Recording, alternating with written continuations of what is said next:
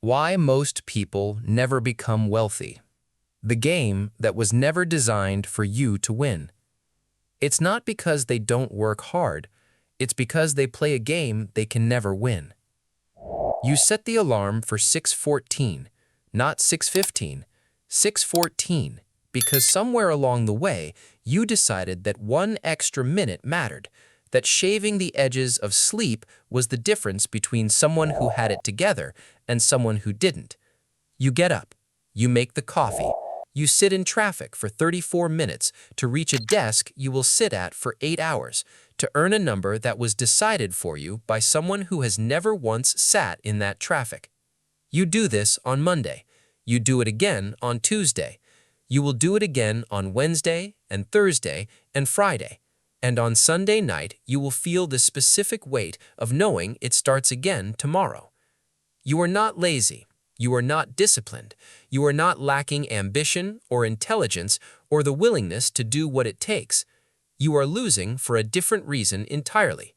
You are losing because of the rules of the game you're playing were written by people who were never going to lose it, and nobody handed you the rule book for the other game, the one where the rules are different, the one where the outcome is different, the one almost nobody tells you exists until you're already 15 years deep into the wrong one. This is why most people never become wealthy, not because of what they lack, because of what they were never shown. The salary trap. The notification arrives every other Friday at 12:01 a.m. You've seen it so many times it barely registers anymore.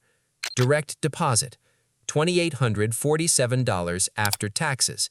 It feels like the same number it was 3 years ago, even though you've had 2 raises since then, because it is essentially the same number it was 3 years ago. It's just that the life around the number expanded quietly to absorb every dollar of difference before it ever had a chance to become anything else. This is the first rule of the game you're playing.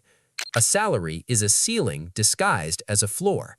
It feels like the foundation, the thing the rest of the plan is built on, and in a sense it is, but it is a foundation with a hard limit, and that limit was set by someone else in a meeting you weren't in, using criteria that had nothing to do with how hard you work or how much value you actually produce. The cap is not performance-based, it is structural. It is the design of the system, not a bug in it.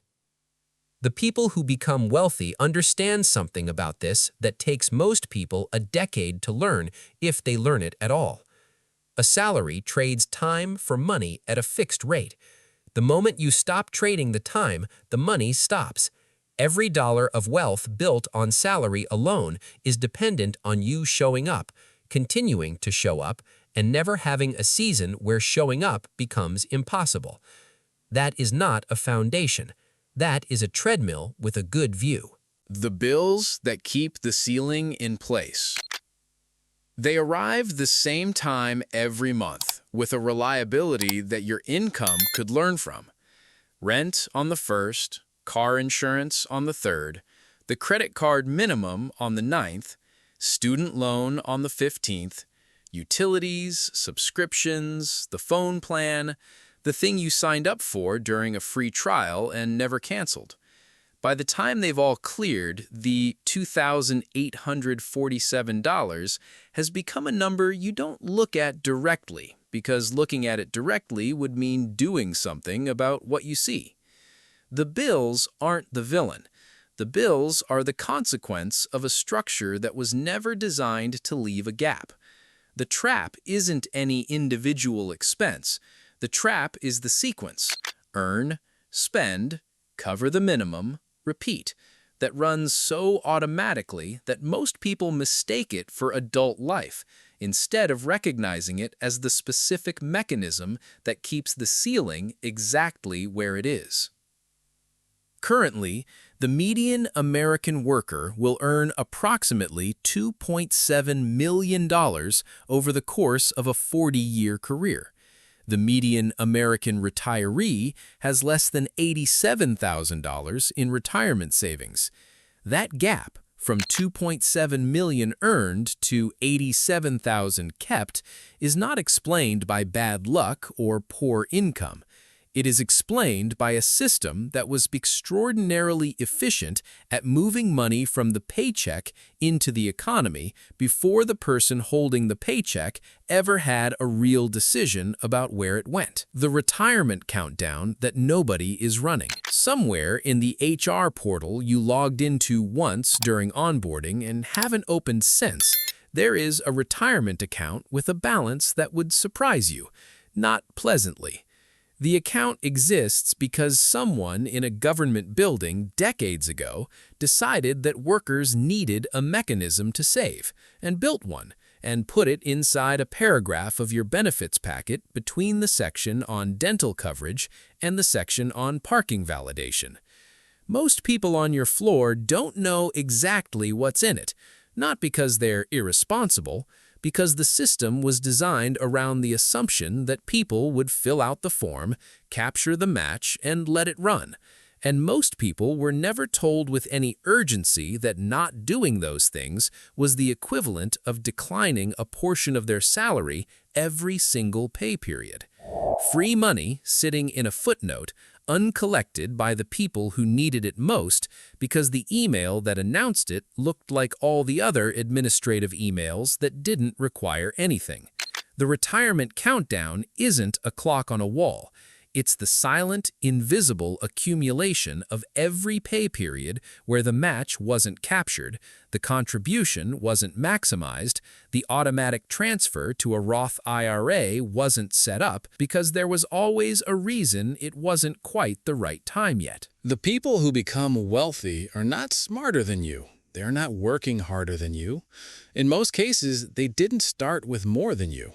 What they understood earlier, often by accident, sometimes because someone put the right book in their hands at the right moment, is that the game most people are playing has a built-in loss condition, and the only way to change the outcome is to start playing a different game simultaneously. The different game has different rules. It runs on ownership instead of income, on assets instead of hours, on things that generate value while you sleep instead of stopping the moment you do. The index fund that compounds quietly in the background.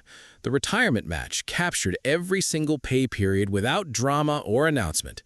The automatic transfer that routes 20% of every paycheck to your future self before the rest of the month gets a vote. The decision made once and then left alone to do the only thing compound interest has ever needed from anyone: time. None of this requires a large income to start. It requires starting before you feel ready, before the amount feels significant, before the math looks like anything other than small and incremental and almost embarrassingly modest. The embarrassingly modest amount started at 24 becomes something unrecognizable at 44. The same amount started at 34 becomes something real but smaller. Started at 44, it becomes a race against the clock that was always running, whether you knew it or not. The alarm will go off tomorrow at 6:14. The traffic will take 34 minutes. The desk will be there. The salary notification will land every other Friday at 12:01 a.m. None of that has to change for the outcome to change. You don't have to quit or start a business or find a different ceiling. You have to run a second system quietly underneath the first one. Small, automatic, unglamorous, invisible to everyone, including the version of you that checks the account on Tuesday mornings with that feeling already in your chest. The people who become wealthy are not playing a different life. They are playing a different layer of the same one. They just started the second layer earlier than most, and they never stopped letting it run. The game you were handed was never designed for you to win, but nobody told you there was another game. Now, you know. The question that belongs to you now is the same one it's always been, sitting quietly underneath every Friday deposit and every Monday alarm. What are you actually building with this?